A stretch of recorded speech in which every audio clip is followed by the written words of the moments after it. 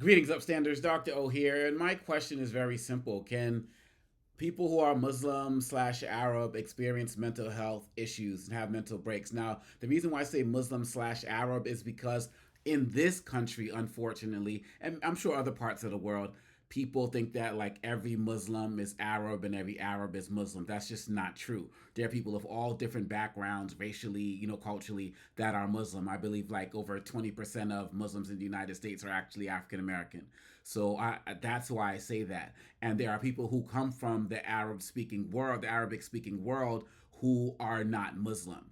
They could be Christian, they could be atheists, all types of other religions. But I'm talking about, and this is what I'm looking at in my next book, Trigger Words, when I'm dealing with Islamophobia, this idea that people who are Muslim are just people from the Arabic speaking world, people of Arab descent and the like, which is how many people are looking at the shooter of the Coast Guard soldiers. And when we do that, and his name being Rahmanullah Lakanwal, like I don't know if he's Muslim at all. I don't know. Clearly, he's from Afghanistan, so he's from the Arabic speaking world.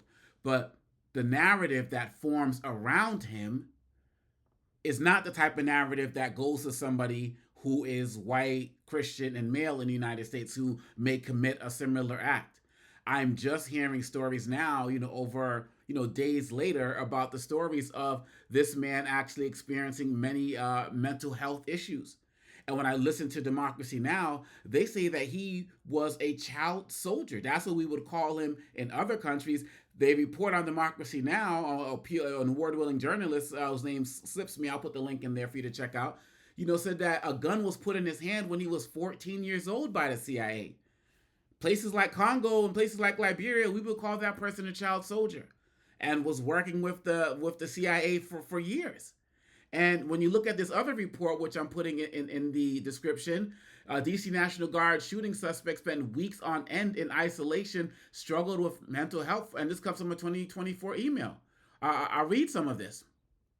They said that according to emails dated January 24th, obtained by CBS News, the 29-year-old had been struggling to hold a job and had not been doing well mentally for more than a year. I'll read some more. In an email sent on January 11, 2024 to the nonprofit group U.S. Committee for Refugees and Immigrants, the concerned caseworker said Lakanwal had not worked in a year and his family had been served an eviction notice for non-payment of rent.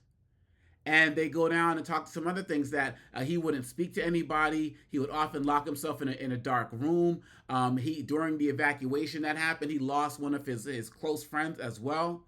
Another email from January 31st, 2024, a couple of months before the Trump administration approved this day. The caseworker said Lakanwal had not been functional as a person, father, and provider since March of last year, March 2023. He spends time for weeks, as I said, darkened room, not speaking to anyone, not even his wife and older kids. And then they talk about other issues he's had, including manic episodes for 1 or 2 weeks at a time when he will take off in the family car. Also interim periods where he tries to make amends. The caseworker, who is not a mental health professional, later said in the email they believe Lakanwal is suffering PTSD from his work with the U.S. military in Afghanistan. This is not to excuse the actions in any way, shape, or form. They were heinous, and there should be trials and there should be consequences for that. My point is that if a U.S. soldier did this, people would be talking about that soldier's mental health issues, and his PTSD. We do it all of the time. But we also do it in America for white school shooters with no military experience at all. And there are other cases in this country where the shooter has been, of Arabic background, and people instantly go to terrorism. People are talking about this individual as if he tricked the whole United States system, came to America, and was part of a sleeper cell that was activated, and that's when he went and did this killing. And I think that that's Islamophobic, and I think that it does a serious disservice to people of these backgrounds.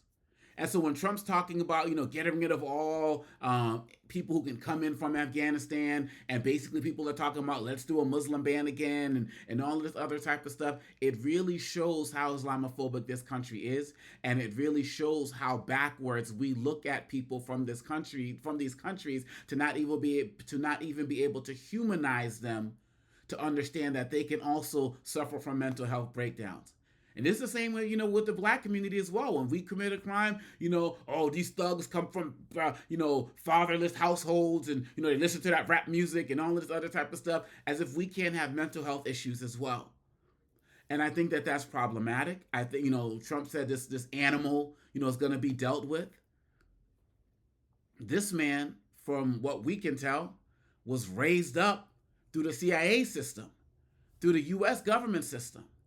And according to Democracy Now, was basically looked at as a, was recruited as like a child soldier, and kind of rose through the ranks. What do you think? Some PTSD could have been suffered as it relates to that? And so I feel like when these situations happen, it's an opportunity for us to step back as a society and really look at what type of narratives are we attaching to the people. I mean, Timothy McVeigh, served in Iraq and, blew up the buildings and whatnot. I didn't hear people talking about getting rid of all white Christian men. And even when that happened, I remember a story of people blaming Muslims during that experience, when that happened in Oklahoma as well. And I remember one woman who wasn't even Muslim, who people thought she was, who was pregnant and, hid under her table while people threw rocks into her building, and she crunched herself in such a position that her baby died. And, even if she was Muslim, I don't exactly remember that particular case offhand in terms of the name, but it wasn't even a Muslim person who did it.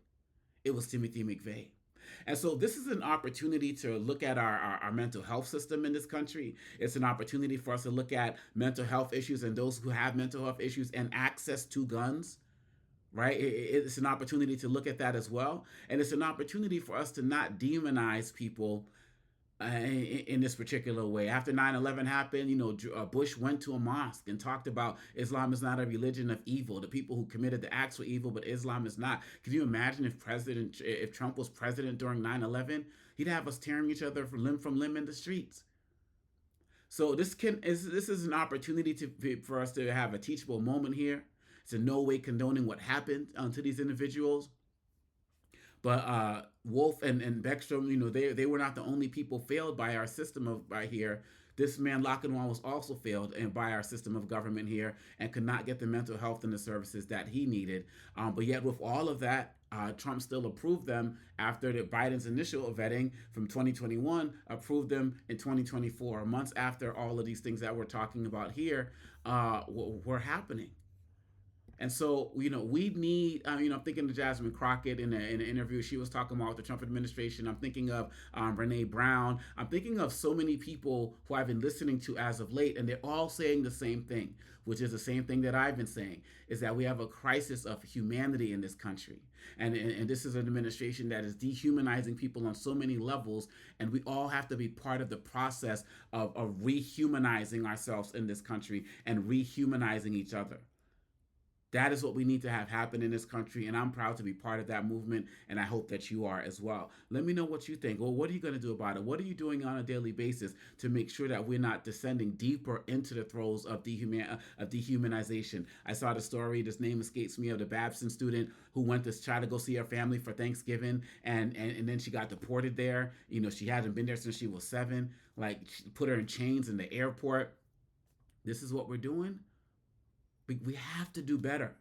Every single one of us has to do better. It's on all of us, you, me, all of us, to do better. Because if not, this Trump administration is going to continue to win in its just flagrant disrespect of humanity. And this is a situation with Lakanwal that has brought up the ability for people to bring out all of their Islamophobia, and not look at the fact that the mental health is also an issue, which is something we do easily for white shooters. Let me know what you think. Hit that like and subscribe. Let's get to 25,000 subscribers. Get that best-selling book, Lies About Black People, How to Combat Racist Stereotypes and Why It Matters. And when you go to liesaboutblackpeople.com, you can also subscribe to my email, where you're going to be among the first people to get information about the book coming out next year, Trigger Words. All right, y'all. Take care. Peace.